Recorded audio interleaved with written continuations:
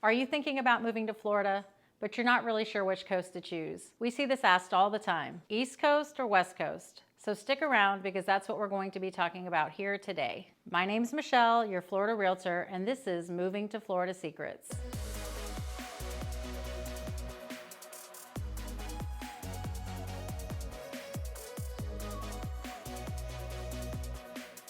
I'm going to share some insight on differences between East and West Coast of Florida, including the beaches, the fastest growing cities that people are currently moving to, and go over a breakdown of real estate prices around the state to show you how much house you can obtain for your budget on each coast. Florida is home to many of the nation's top beaches, which commonly receive top reviews and awards from review sites like TripAdvisor each year. But let's look at the actual differences between the two Florida coasts and how the beaches differ. The entire east coast of Florida is made up of beach after beach after beach. You can literally drive from Jacksonville all the way down the Barrier Islands to the Keys. Now the west coast, there's not as many beaches as the east coast. North of Tampa, that's where the beaches kind of taper off and you'll see more estuaries and oceanfront land. That's not necessarily a beach, but you can still go fishing and take a boat out there. There's really no beaches north until you get to the Panhandle.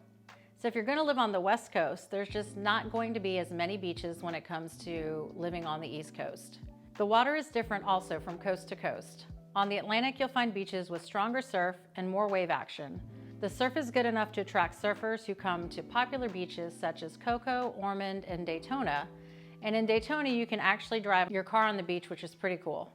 It's also deeper and you can catch a glimpse of cruise ships out in the water. On the West Coast, or the Gulf of Mexico, the water is generally flat and calm, making it more ideal for swimming, paddleboarding, and kayaking. In terms of water temperature, the Atlantic tends to be warmer and more consistent with temperatures ranging from the 70s in the winter to the mid-80s in the summer. On the Gulf, the temperatures are more variable and will fall to the 50s during the winter, but in the summer, the water actually reaches 90 degrees, making it warmer than the East Coast during the summertime. The sand on the Gulf is a beautiful, soft, sugary white sand that is actually ground up quartz crystals from the Appalachian Mountains. The sand does not get as hot, and some would actually say it feels cool to the touch. The sand on the Atlantic side has a light brown or looks more golden, and the sand is much warmer to the touch.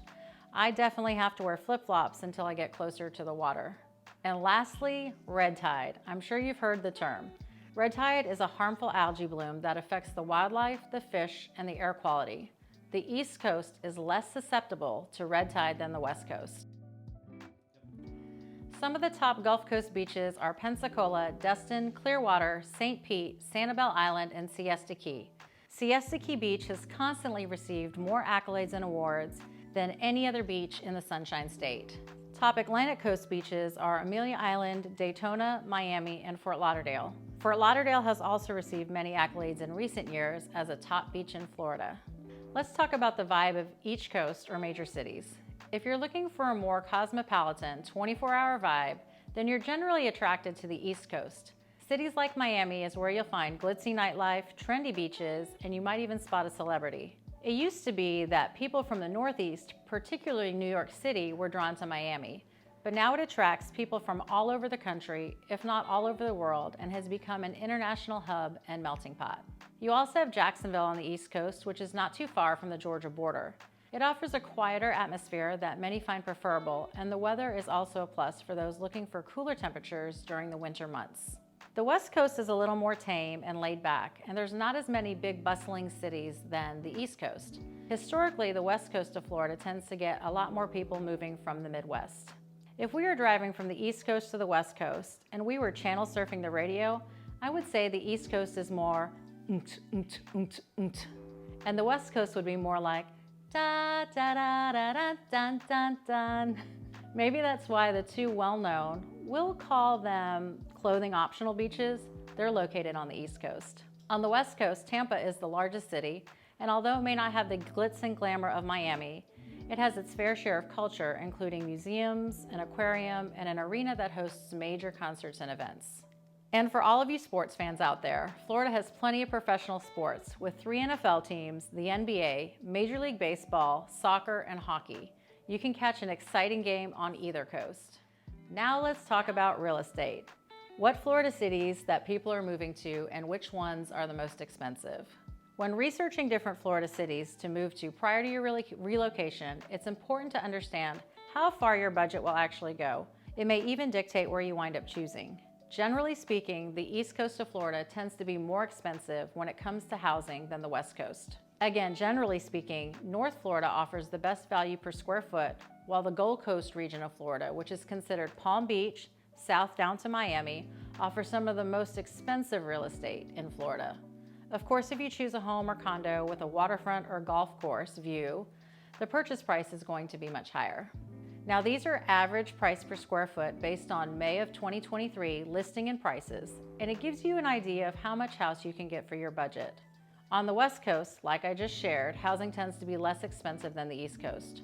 Pensacola and Panama City are priced at around $195 per square foot, Fort Myers $261, Venice, Florida $298. Then you have the more expensive cities on the Gulf, which is Sarasota coming in at $355 per square foot and at Naples at $437. On the East Coast, Palm Beach is a whopping $1,700 per square foot, followed by Miami and Fort Lauderdale at $498 and $496 per square foot. The more affordable areas on the East Coast are Vero, Daytona, and Melbourne, all at around $240 to $270 per square foot, and even less in Jacksonville at closer to $191. And finally, which Florida cities are the most popular that people are moving to? U-Haul comprises more than 2 million truck sharing transactions that happen annually to see what Florida cities and coasts the trucks were being driven to as one-way trips. Then looking at the U.S. Census Bureau's list of fastest growing cities in the U.S. and the U.S. News and World Report, who study the net migration of each metro area's population over the last 5 years. The result of these studies is that the fastest growing Florida cities are overwhelmingly the same destinations that U-Haul trucks are being driven to as one-way trips, meaning that the data just supports or validates each other.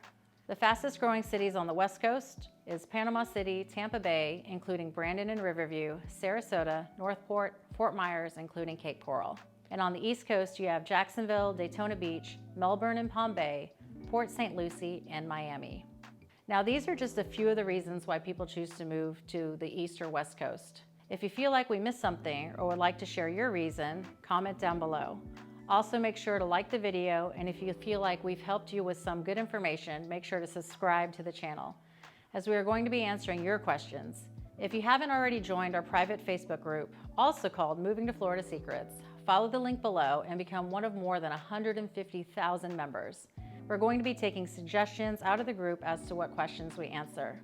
If you want to know everything there is to know about working, eating, sleeping, playing, and living in Florida, and the real estate market, or you're moving here to Florida, click that little bell so you're notified every time Moving to Florida Secrets does a video. Bye!